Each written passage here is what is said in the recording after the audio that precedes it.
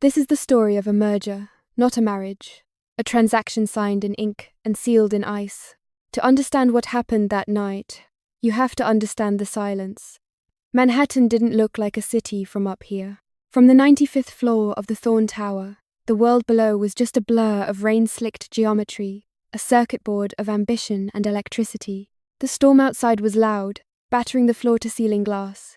But inside the master suite, the air was vacuum-sealed, dead quiet. Elara Vance stood in the center of the room. She was 23 years old, and she looked like a porcelain doll that had been taken out of the box, displayed, and then forgotten. Her wedding dress was a masterpiece of architectural silk Vera Wang, custom-fitted, costing more than her father's bankrupt company had made in the last fiscal quarter. It was beautiful. It was heavy. It felt less like a gown and more like a shroud. She wasn't looking at the view. She was looking at her husband, Declan Thorne, the alpha of the New York pack, the CEO of Thorne Industries, the man who had just bought her life for the price of a debt forgiveness contract. He was standing by the door, his hand working the knot of his silk tie. He didn't look like a groom. He looked like a man concluding a tedious board meeting. He was 28, built like a predator poured into a bespoke suit, broad shoulders, sharp jaw, eyes the color of dark whiskey that burned with a cold, calculated intelligence. He hadn't touched her, not at the altar, not in the limousine, and certainly not now. He pulled the tie free and tossed it onto a leather armchair. The movement was dismissive, final. He didn't walk toward her. He stayed in the doorway, maintaining the distance of a stranger. "Let's be clear, Elara," Declan said. His voice was a low baritone, smooth and devoid of any warmth. It was his boardroom voice. "This merger saved your father's company. It liquidated his debts. It secured your family's legacy." He reached into his pocket. Elara flinched. Just a fraction of an inch. She didn't know what she expected. A ring? A weapon? It was a keycard. White plastic. Impersonal. He slid it across the mahogany console table. It spun and came to a stop halfway between them. "It didn't buy my heart," he continued, his eyes locking onto hers with a chilling intensity. "That belongs to someone who actually understands my world. Someone who didn't need a contract to be here." Elara stared at the keycard. The implication was brutal in its simplicity. "This isn't your room. I am not your husband." A normal woman might have cried. A normal woman might have screamed, thrown a vase, demanded the respect due a wife. But Elara Vance wasn't raised to be normal. She was raised to be an asset, a legacy. She had been trained since birth to keep her spine straight even when the ground was crumbling beneath her. She lifted her chin. She didn't look at the card. She looked at him. "Understood," she said. Her voice was steady, though her hands were trembling beneath the layers of tulle. She walked to the table, picked up the card, and turned her back on him. She didn't ask who the other woman was. She didn't ask where she was supposed to sleep. She just walked. She exited the master suite, the heavy train of her dress hissing against the hardwood floor like a warning. The hallway was long, a gallery of modern art and cold shadows. She was halfway to the guest wing when the private elevator at the end of the hall dinged. The sound was cheerful, discordant, out of place in the mausoleum atmosphere. The doors slid open, and there she was, Sienna, Declan's executive assistant, the woman who filtered his calls, organized his life, and guarded the gates of Thorne Industries. She was stunning in a way that felt like a weapon, sharp angles, glossy dark hair, eyes that missed nothing. But it wasn't her presence that stopped Elara's heart. It was what she was wearing. Sienna wasn't in business attire. She was wrapped in a black silk robe. It was too big for her. The sleeves were rolled up. The monogram on the chest pocket was stitched in silver thread. D.T. Declan's robe. Sienna didn't look surprised to see the bride in the hallway. She didn't look ashamed. She looked victorious. Her lips curved into a small, pitying smile, the kind of smile a wolf gives a sheep before the slaughter. "Long night, Mrs. Thorne?" Sienna asked, the honorific dripping with sarcasm. Elara didn't answer. She couldn't breathe. The oxygen had been sucked out of the hallway. She gripped the keycard so hard the plastic dug into her palm. Sienna didn't wait for a response. She walked past Elara, trailing the scent of expensive perfume and Declan's body wash. She walked straight to the master suite, the room Elara had just been banished from. Elara forced her feet to move. Left foot, right foot. Don't run. Queens don't run. She reached the guest room door at the far end of the hall. She swiped the card. The light turned green. She stepped inside and closed the door, locking it. The room was cold, unlived in, a hotel room for an unwanted guest. Elara leaned her back against the door, her breath coming in shallow, ragged gasps. And then, she heard it. The walls of the penthouse were thick, soundproofed against the city, but not against the master suite next door. A low bass thrum of music started. R and B, slow, sensual, and then, laughter. Sienna's laughter, low, throaty, intimate. Elara Vance, the new Mrs. Thorne, slid down the door until she hit the floor. The dress pooled around her like a puddle of spilled milk. She pressed her hands over her ears, but she could still hear the ghost of that laughter. She didn't cry. Crying would imply she was surprised. Crying would imply she had hope to lose. Instead, she went numb. She took that pain, that humiliation, and she froze it. She built a wall of ice around her heart, brick by freezing brick. If he wanted a business arrangement, she would give him the coldest merger in history. Time is a funny thing in a cage. 3 months passed in the blink of an eye. And yet, every day felt like a century. If the wedding night was the tragedy, the 90 days that followed were the performance. Elara Vance had ceased to exist. In her place stood the perfect corporate wife. She was a masterclass in deflection. She ran the Thorne Foundation with ruthless efficiency, turning charity galas into strategic battlegrounds. She wore the Thorne crest like armor. Her hair was always perfect, her schedule always full, her smile always polite, and never, ever real. It was a Tuesday morning, raining again. It always seemed to rain around Declan Thorne. The breakfast nook of the penthouse was a study in minimalism, black marble, chrome, and an aggressive lack of comfort. Declan sat at the head of the table, scrolling through a tablet, a mug of black coffee untouched beside him. He was agitated. You could feel it in the air, a static charge that made the hair on your arms stand up. His wolf was close to the surface, prowling just beneath his skin. He watched Elara over the top of his screen. She was standing by the sideboard, pouring herself tea. She was wearing a cream-coloured pencil skirt and a silk blouse, her posture impeccable. She looked untouchable, and it was driving him insane. Declan didn't understand it. For 3 months, he had been waiting for the crack in the facade, waiting for the angry outburst, the tearful plea, the accusation about Sienna. He had braced himself for a hysterical wife. Instead, he got a ghost. She spoke to him only when necessary, and always about logistics. The dry cleaning is here. The gala starts at 7. Your mother called. She treated the alpha of the most powerful pack in the city like he was a mildly inconvenient roommate. Declan set his tablet down with a sharp clack. The sound echoed off the marble. You're late, he said. Elara didn't flinch. She placed the teapot down gently. The gala committee meeting was moved up. Declan, I'll be out of the house by 8. The gala, he scoffed, leaning back in his chair. Another night of you spending my money to make yourself look like a saint. Tell me, Elara, does playing the martyr ever get exhausting? It was a low blow, a bait. He wanted a fight. He wanted her to yell at him, to tell him to go to hell, to show something. Elara finally turned. Her face was a mask of serene indifference. Her eyes, a pale blue, swept over him with the clinical detachment of a doctor examining a stubborn patient. It's the Thorne Foundation, Declan, she said smoothly. Technically, I'm spending your money to make you look like a saint. The tax write-offs alone should make you happy. She walked over to the table. For a second, Declan thought she might pour the hot tea in his lap. His muscles tensed, his wolf spiking with anticipation. Do it. Fight me. Instead, she reached for the silver carafe of coffee. She poured a fresh cup for him, the dark liquid swirling perfectly to the rim, not a single drop spilled. Sienna called the house line this morning, Elara added, her voice conversational, as if discussing the weather. She left a file on your desk. I had it sanitized. You know how germs spread. Declan's jaw tightened. Sanitized? Organized, Elara corrected, a tiny, razor-sharp smile touching her lips. I meant organized.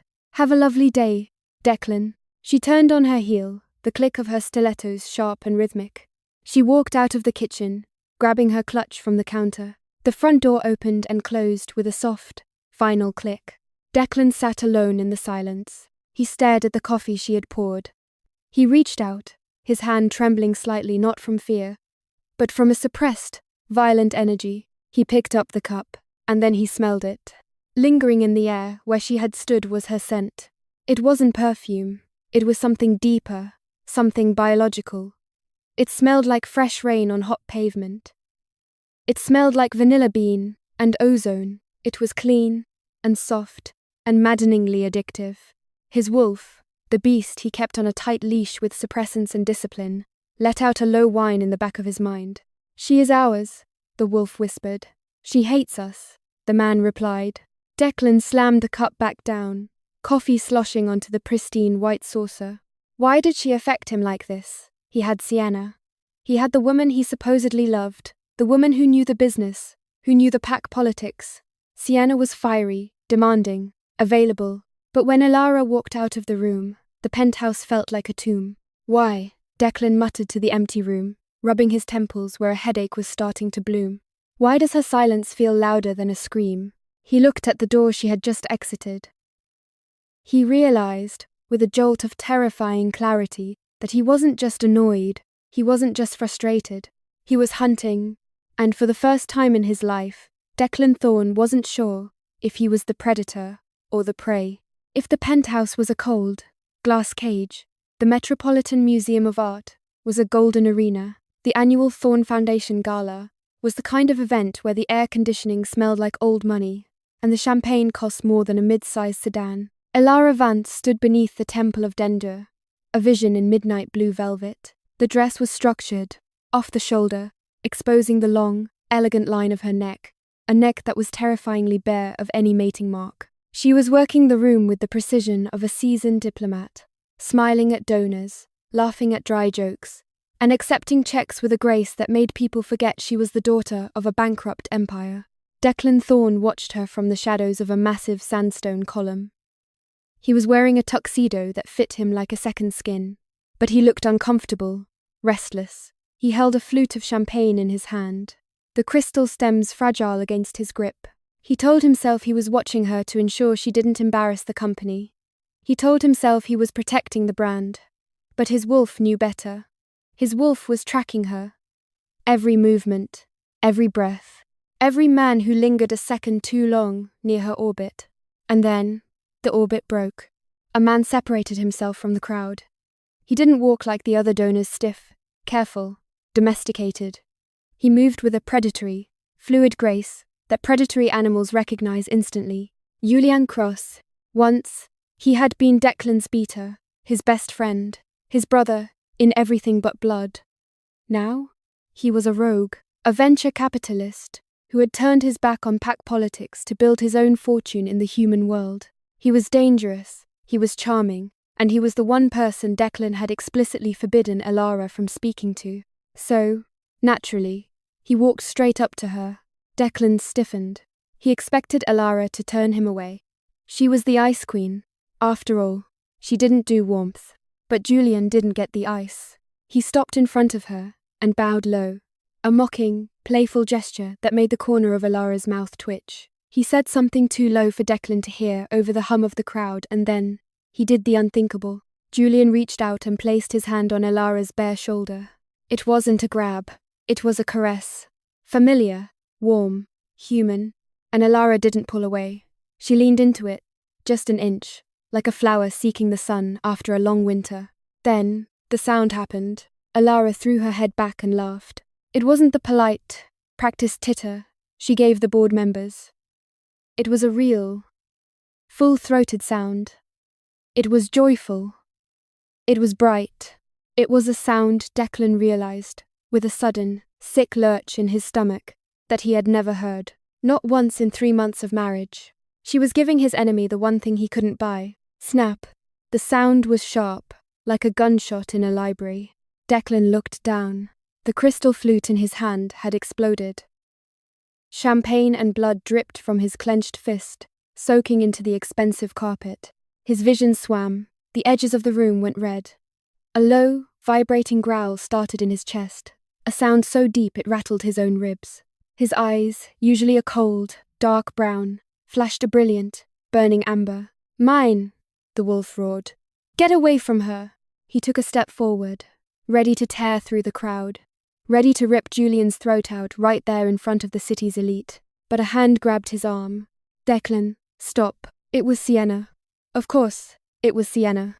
She was clinging to his bicep, her nails digging into the fabric of his jacket. She wasn't looking at the blood on his hand. She was looking at his eyes, checking the color, checking the level of the beast. "You're making a scene," she hissed, her voice tight with panic. "Look at your eyes. Shift back. Now." Declan blinked, fighting the red haze. He touched her. He snarled, his voice thick and distorted. "He touched my wife. She's doing her job, Declan. She's securing a donation. Don't be primitive." Sienna reached into her clutch, a tiny, glittering thing covered in Swarovski crystals, and pulled out a small glass vial. It looked like a luxury wellness shot, the kind they sold in high-end spas for $20 an ounce. "Here," she said, pressing it into his bloody palm. "Drink this. You missed your afternoon dose. It's just the stress. You know what the doctor said about your cortisol levels." Declan looked at the vial. The doctor. The pack physician who had been treating him for anxiety and aggression since the wedding. He popped the cork with his thumb and downed the liquid in one swallow. It tasted like peppermint and ash. Almost instantly, the fire in his veins turned to ice. The amber faded from his eyes, replaced by the dull, flat brown. The roar of the wolf was silenced, shoved back into a dark cage deep in his mind. The possessive rage that had nearly consumed him a moment ago evaporated, leaving him feeling hollow, heavy, detached. He didn't know he couldn't know that the vial didn't contain vitamins. It didn't contain cortisol blockers. It contained monkshood and silver nitrate, a potent, illegal suppressant designed for one thing only: to sever the neural pathways of the mating bond. Sienna wasn't treating his stress. She was chemically castrating his soul. She was keeping the alpha docile, keeping the bond from snapping into place, because she knew the moment Declan Thorne truly felt his mate, her power over him would turn to dust. "Better?" Sienna asked, smiling that sharp, victorious smile. She took a napkin and began to dab at the blood on his hand. Not tenderly, but efficiently. Declan looked across the room. Julian was still talking to Elara. Elara was still smiling, but the fire was gone. He just felt tired. "Yeah," Declan muttered, his voice flat. The limousine ride home was a study in suffocation. The rain was hammering against the roof of the car, drumming a frantic rhythm that matched the headache throbbing behind Declan's eyes. The partition was up. The driver was deaf to the world. Inside, the air was thick enough to choke on. Elara sat on the far side of the leather bench, as far away from him as physics allowed. She was staring out the window, watching the city blur by. She looked serene, unbothered. Declan sat opposite her, nursing his bandaged hand. The drugs were working. He felt calm, almost sedated, but there was an itch under his skin that wouldn't go away. A phantom limb sensation. He kept replaying the image of Julian's hand on her shoulder. The logic of the drug told him it didn't matter. It's business. She's an asset. The instinct of the man told him something was wrong. "You enjoyed yourself tonight," Declan said. It wasn't a question. It was an accusation. Elara didn't turn away from the window. It was a successful night for the foundation. "We raised $3 million. I wasn't talking about the money," Declan snapped. The drug made him sluggish, but it made him mean, too. It stripped away his filter. "I saw you with Cross." Now, she turned. Her blue eyes were cool, assessing. "Julian is a donor, a significant one. I was being polite." "Polite?" Declan let out a harsh, dry laugh. "Is that what we're calling it? You let him touch you. Elara. You let a rogue, a traitor to this family, put his hands on you, in front of half the city. He touched my shoulder, Declan. He didn't ravish me on the buffet table. He was marking you." Declan leaned forward, invading her space. He was sniffing around you like a stray dog, and you were laughing. You were giggling like a schoolgirl. I was laughing because he's funny, Elara said, her voice dropping a degree. Because he's charming, because for 5 minutes, someone treated me like a human being instead of a walking bank merger. You are wearing the Thorne crest, Declan shouted. He slammed his uninjured hand against the leather seat. That crest means something. It means you belong to this pack. It means you have some shred of loyalty. Loyalty? Elara finally snapped. The Ice Queen cracked. And what came out wasn't water, it was fire. She turned fully toward him, her eyes blazing with a sudden, ferocious intensity that stunned him into silence. You want to talk to me about loyalty? She asked, her voice trembling with suppressed rage. You, who spent our wedding night in the arms of your assistant. You, who let her parade around the office wearing your jacket, making decisions for you, whispering in your ear, while I stand there like a prop. Sienna is vital to the company, Declan deflected, though the words tasted like ash in his mouth. She manages my life. She manages you, Elara shot back. I'm wearing the crest, Declan. I'm doing the job, but you're the one letting the assistant wear the pants. Don't you dare pretend you care about who I talk to. You made it very clear on day one that I am nothing to you. She leaned in, her face inches from his. He could smell the vanilla scent again, cutting through the peppermint fog of the drug. It made his head spin. You don't get to be jealous, Declan, she whispered, lethal and low. You forfeited that right when you gave me the guest room key. Declan opened his mouth, but no words came out. He was paralyzed, not by the drug, but by the truth. It hit him like a physical blow to the chest. You don't get to be jealous. But he was, God, he was burning with it. The suppressants were warring with his biology, creating a friction that felt like he was being torn apart from the inside. He wanted to grab her, he wanted to shake her, he wanted to kiss her until she forgot Julian's name, but he didn't move. He sat there, frozen in his expensive suit, a king paralyzed by his own poison. The car slowed to a halt at a red light. They were still 10 blocks from the tower. Elara looked at him, waiting for a response. When she got nothing but his stunned silence, she shook her head. The disappointment in her eyes was worse than the anger. Driver, she called out, tapping on the glass. Stop the car. We're not there yet, Declan managed to say, his voice raspy. I know, Elara said. She grabbed the door handle. But I'd rather walk in the rain than spend one more second in this box with you. She pushed the door open. The sounds of the city rushed in, the honking horns, the hiss of tires on wet pavement, the cold wind. Elara stepped out. She didn't have a coat. The rain instantly soaked her velvet dress, turning it black. She didn't look back. She slammed the door shut, sealing him back inside his cage. Go, Declan ordered the driver. But he didn't mean it. He watched through the rain-streaked window as his wife walked away, her head high, her silhouette fading into the storm. And inside his chest, something fractured. The pain hit him then. Not the dull ache of the drug, but a sharp, searing heat that started in his heart and spread to his fingertips. It was a longing so intense it made him gasp for air. He clutched his chest, doubling over. The vitamin drink swirled in his gut, fighting a losing battle against a million years of evolution. For the first time, the wolf didn't just whine. It howled, a sound of pure, unadulterated loss that echoed in the empty spaces of the car. He was the alpha. He was the CEO. He was the man in control. But as he watched Elara disappear into the New York night, Declan Thorne realized the terrifying truth. He could buy the company. He could buy the silence. He could even buy the drugs to numb his own soul. But he couldn't buy her back. And for the first time in his life, he was afraid he couldn't live without her. The betrayal, they say, is always quietest before the scream. The meeting took place in the back of a small, dim bistro in the village neutral ground. Julian Cross didn't look like a flirtatious playboy today.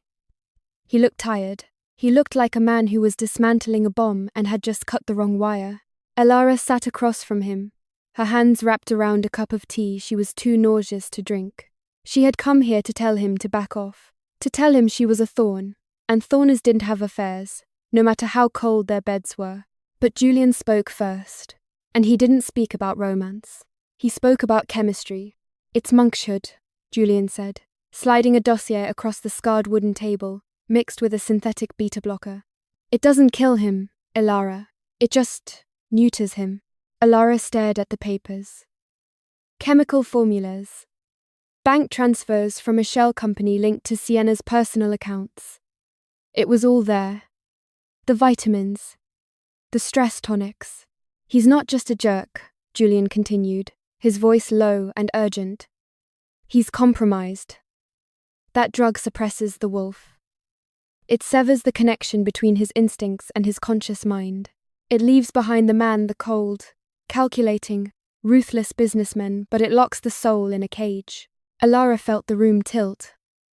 Why? She whispered. Why would she do that to him? Control, Julian answered. An alpha in full power answers to no one but his mate.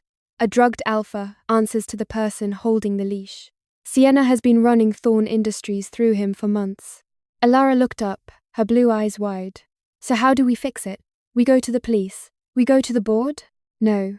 Julian shook his head. The board is compromised. And the police deal in human laws. This is pack business. And chemically, he's too far gone for a detox. If we stop the drugs cold turkey, the withdrawal could kill him. He leaned forward, his dark eyes locking onto hers. We need to burn it out, he said. We need an adrenaline spike so massive, so primal, that his biology overrides the chemistry. We need to force a full alpha shift. The wolf's metabolism is 10 times faster than the human's. If the wolf takes over, even for a minute, it will incinerate the poison in his blood. And how do we do that? Elara asked, though deep down, she already knew. Julian hesitated. He looked at her with a mixture of pity and respect. Jealousy, Elara. We have to break his heart to save his life. The Aurelia was the crown jewel of the Thorne dining empire.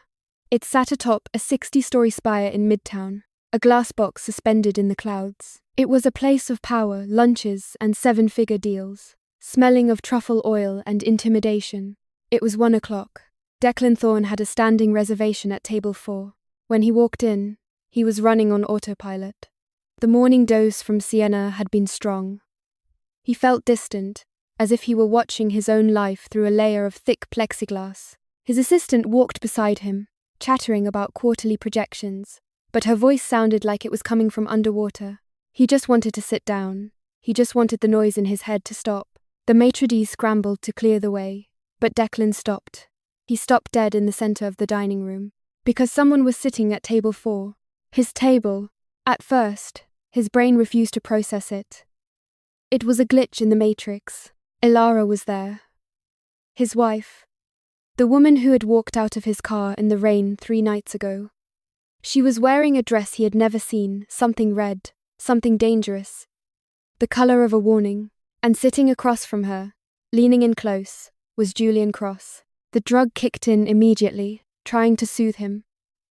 It's fine, the chemical whisper said. It's just a meeting.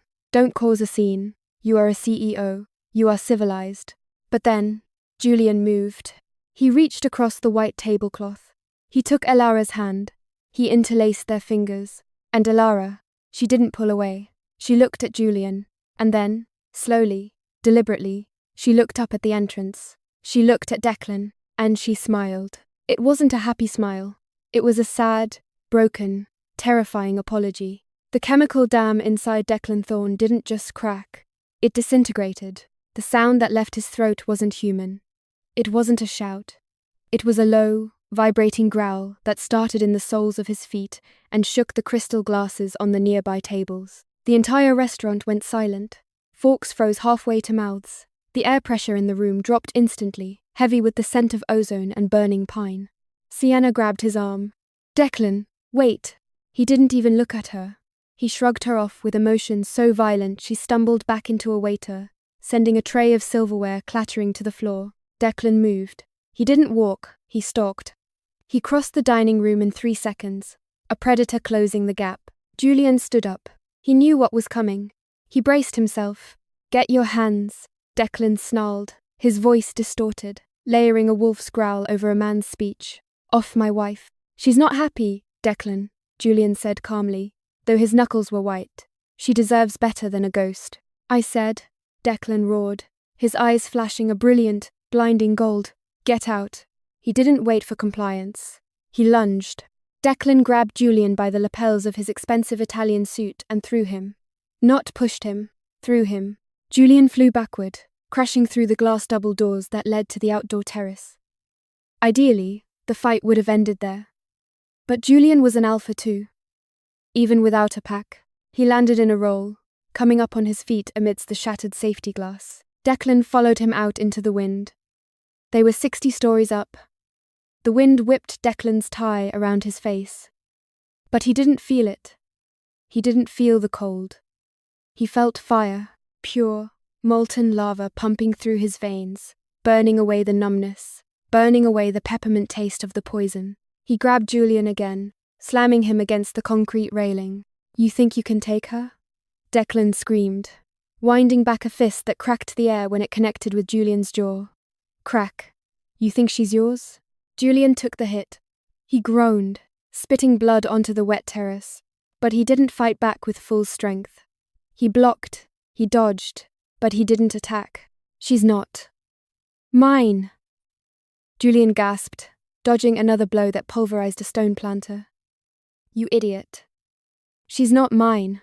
Declan didn't hear him. The wolf was in the driver's seat now. The suit jacket tore at the shoulders as his muscles expanded, bones shifting, snapping, trying to reshape under the skin. He pinned Julian to the ground, his hand wrapped around his throat. His fingernails were lengthening into claws. I will kill you, Declan promised. And he meant it. I will tear you apart. Look at her, Julian choked out, his face bruising purple. Stop fighting me, and look at her. Declan froze. His chest was heaving, his heart hammering against his ribs like a trapped bird. The rage was a physical thing, a red lens over the world.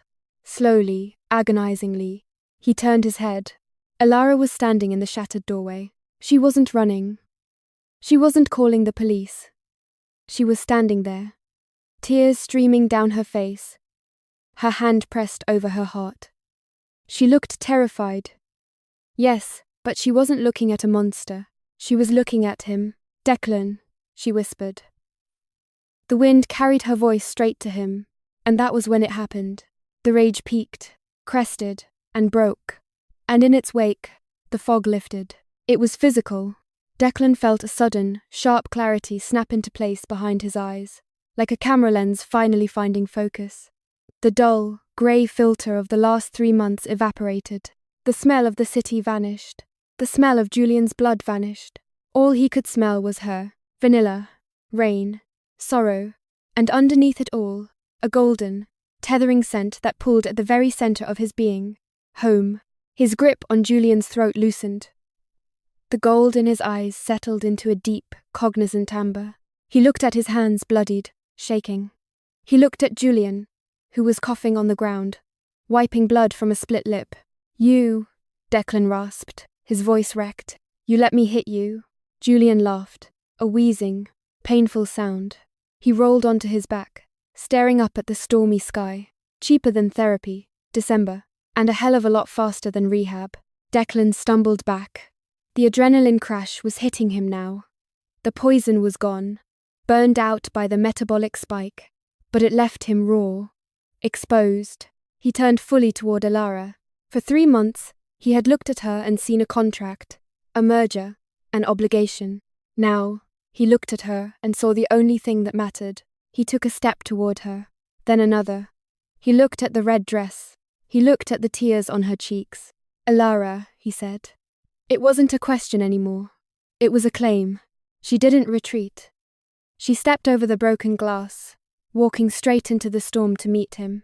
You're back, she said softly, reaching out a hand but stopping inches from his chest, afraid to touch him. Declan didn't hesitate.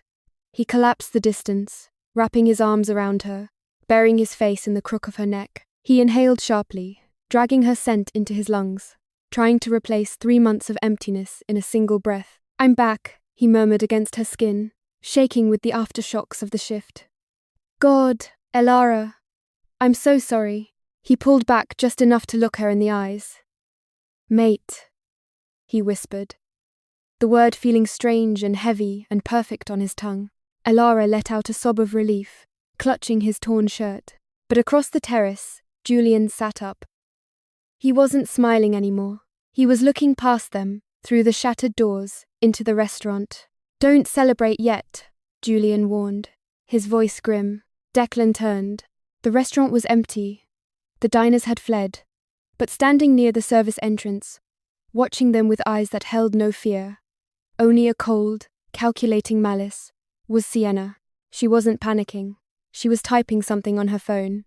"She knows," Declan realized, his blood running cold again. "She knows the bond snapped into place. She knows she lost control," Julian corrected, struggling to his feet. "Which means she's going to move to Plan B." Declan pulled Elara closer, his protective instinct flaring hot and bright. "She can't touch us. I'll fire her. I'll have her arrested." "Declan," Elara said, her voice trembling. "She's not looking at you." Declan followed Sienna's gaze. She wasn't looking at him.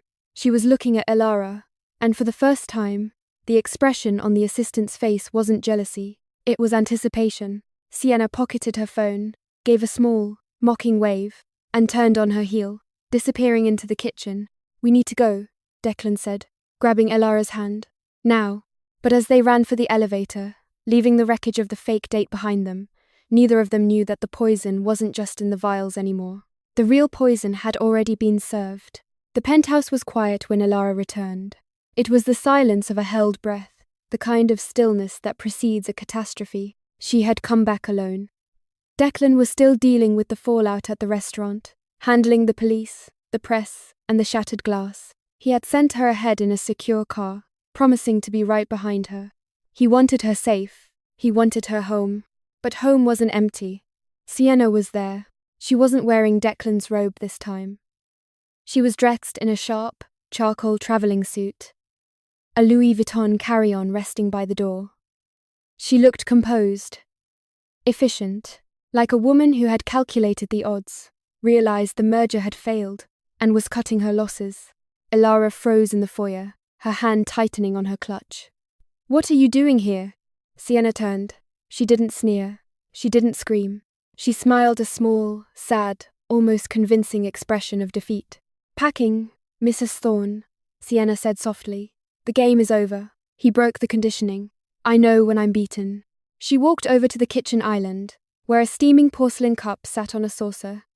The smell of chamomile and honey drifted through the air, warm, soothing, domestic. "I made this for you," Sienna said, sliding the cup across the marble. "A peace offering. You won. He's yours. I suspect you'll need your strength for the apology tour he's about to embark on." Elara hesitated. She looked at the woman who had tormented her for months. She looked for the lie, for the malice. But Sienna just looked tired. "Goodbye, Elara," Sienna said. She picked up her bag, the wheels humming softly against the floor, and walked out the front door. The latch clicked shut. Elara let out a breath she didn't know she was holding. It was over. The rival was gone. The drugs were gone. Her hands were shaking. The adrenaline from the rooftop was crashing, leaving her exhausted, her throat dry and scratchy. She looked at the tea. It smelled like comfort. It smelled like the end of a war. Elara picked up the cup and drank. It was warm, sweet. It went down easy. She took 3 steps toward the bedroom, intending to change out of the red dress, to wash the city off her skin. The first spasm hit her before she reached the hallway. It wasn't pain, at first.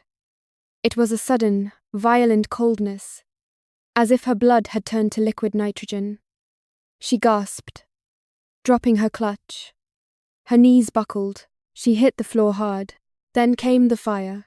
It started in her stomach and radiated outward, a spiderweb of agony tearing through her veins. Elara tried to scream, but her throat had closed up. She clawed at the carpet, her vision tunneling into darkness. The front door burst open. "Elara, Declan." He was home. He was shouting her name, his voice full of a desperate, frantic joy. He had come to tell her everything. He had come to fire Sienna. He found his wife writhing on the foyer floor. He was beside her in a heartbeat, skidding on his knees.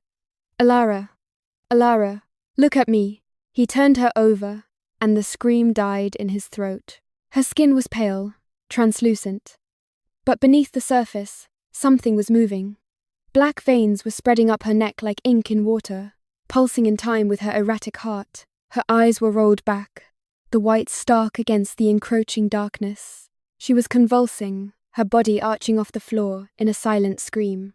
Declan didn't need a medical degree. He smelled it. Beneath the vanilla and rain, there was a scent that made his wolf recoil bitter, metallic, foul, nightshade. But not the garden variety. This was synthesized, weaponized, magical. Sienna, he roared, the name tearing out of him like a curse. He didn't waste time calling an ambulance. He scooped Elara into his arms, ignoring the way her body thrashed against his chest, and ran. Not to the door, but to the hidden elevator behind the library bookshelf, the one that led down to the PAC's private medical bay. The medical bay was a masterpiece of modern science, an ancient paranoia. Stainless steel walls, negative pressure ventilation, monitors that could track a heartbeat from a mile away. It was cold, it was bright, it was terrifying. Declan laid Elara on the central bio-bed. "Do something," he shouted at the PAC doctor, an older woman named Dr. Aris, who was already moving, snapping on gloves. Dr. Aris scanned the monitors. Her face went grim. Heart rate is 200, BP is crashing. It's a neurotoxin, Alpha, magical origin. It's rewriting her nervous system. Give her the antidote. Declan gripped Elara's hand. Her fingers were ice cold. The black veins had reached her jawline. "I can't," Dr. Aris said, her voice flat and professional, though her eyes were sad. "This is midnight aconite. It's designed to kill wolves. But she's human, Declan. Her body isn't fighting it. It's surrendering to it. If I give her the standard antidote, it will stop her heart instantly." "So what?" Declan slammed his fist onto the metal railing of the bed, denting the steel. "I just watch her die? I just got her back." The machines began to wail, a high-pitched, steady warning. Elara's back arched, her jaw clenched so tight he thought her teeth would shatter. "She has minutes," Dr. Aris said. She looked at Declan. "Her human blood is too weak. She needs antibodies that can hunt the poison. She needs alpha blood." "Take it," Declan said, rolling up his sleeve, offering his vein. "Take all of it." "Not a transfusion," the doctor corrected sharply. "That's too slow. It has to be direct. It has to be the bond." The room went silent, save for the screaming monitors. Declan froze. He knew what she was asking. The mating bite. It was the most primal, intimate act a shifter could perform. It wasn't just a mark. It was a biological merger. It bound two souls together, sharing pain, strength, and immunity. But to do it now, while she was dying, while she couldn't consent. "If you bind her now," Dr. Aris warned, "her system will go into shock before it stabilizes. It will hurt her, Declan. It will hurt like hell. But it's the only thing strong enough to burn that poison out." Elara let out a small, broken whimper. The black lines were touching her cheekbone now, aiming for her eyes. "Do it," Declan whispered. "Clear the room. I need to monitor." "Clear the room." The Alpha command hit the walls like a physical wave. Dr. Aris stepped back, nodded once, and retreated behind the glass partition. Declan was alone with the dying girl. He climbed onto the narrow hospital bed, straddling her hips, careful not to crush her. He looked down at her face. She was so beautiful, so pale. She looked like she was already gone. He brushed the hair away from her neck. Her pulse was fluttering there, a terrified, dying bird against his fingertips. "Elara," he murmured, his voice breaking. Tears, hot and unashamed, spilled from his eyes and landed on her collarbone. "I'm here. I'm awake. I see you." He leaned down. The scent of the poison was overpowering, but underneath it, he found her. The vanilla, the rain. "Please," he begged, his lips brushing the sensitive skin where her neck met her shoulder. "Please, come back to me. Fight." He opened his mouth. His canines lengthened, sharp and white, gleaming under the harsh, fluorescent lights. He didn't do it gently. He couldn't. He sank his teeth into the muscle of her shoulder, deep, permanent, claiming. Elara's eyes flew open. She screamed. It was a sound of pure agony, shattering the sterile silence of the lab. Her body convulsed violently, trying to throw him off. But Declan held her down. He held her tight, his hands gripping her waist, anchoring her to the earth while he poured his essence into her veins. He could taste the poison on his tongue, bitter, acidic ash. But then he tasted the copper tang of her blood. And the magic of the bond ignited. It was like striking a match in a room full of gasoline. A golden light, visible even to the human eye, pulsed from the wound. It raced through Elara's body, chasing the black veins. Where the gold touched the black, the darkness hissed and evaporated. Elara stopped screaming. She started sobbing. Declan didn't let go. He kept his teeth in her, drinking down her pain, pumping his strength into her failing heart, until he felt the rhythm of her pulse steady. Thump, thump, thump, thump. Strong, synchronized with his own. Slowly, carefully, he released her. He licked the wound, sealing it with the healing properties of his saliva. He pulled back, his mouth stained with her blood, his face wet with tears. The black veins were gone. Elara blinked. Her blue eyes were hazy, dilated, but they focused. She saw the white tiles. She saw the blood on his lips. She saw the terrifying, beautiful love in his amber eyes. "Declan?" she rasped, her voice raw. "I've got you." He sobbed, collapsing forward to bury his face in her neck, right over the fresh, claiming mark. "I've got you. You're safe. You're mine." And in the cold, white light of the laboratory, the merger was finally complete. Not in ink, but in blood. The sun didn't just rise the next morning. It broke the room open. For the first time since the wedding, Elara Vance woke up in the master suite. Not as a guest, not as a merger acquisition, but as the person who belonged there. The sheets were silk, grey and cool against her skin, but the warmth radiating from beside her was volcanic. She blinked against the golden light pouring through the floor-to-ceiling windows. The rain was gone. The storm that had battered the city for months had finally broken. She shifted slightly, and a dull throb pulsed in her shoulder. She pulled the sheet down. There, just above her collarbone, was a faint, silvery crescent, a scar, a claim. It didn't look angry. It looked like a promise kept in flesh. The black veins were gone. The poison was gone. "Elara?" The voice was rough, sounding like it had been dragged over gravel. She turned. Declan was sitting up in a chair, pulled right to the edge of the mattress. He hadn't slept in the bed. He didn't feel worthy of it yet. He was still wearing his blood-stained dress shirt, the sleeves rolled up to reveal bruised forearms. He was holding her hand like it was the only thing tethering him to the earth. He looked wrecked. His eyes were red-rimmed, the shadows under them dark and heavy. The arrogant billionaire. The cold alpha king. He was gone. In his place was a man who had stared into the abyss and barely pulled her back. "I'm here," she whispered. Declan let out a sound that was half sob, half laugh. He slid from the chair to his knees beside the bed, burying his face in the mattress near her hip. His shoulders shook. "I didn't know," he choked out, his voice muffled.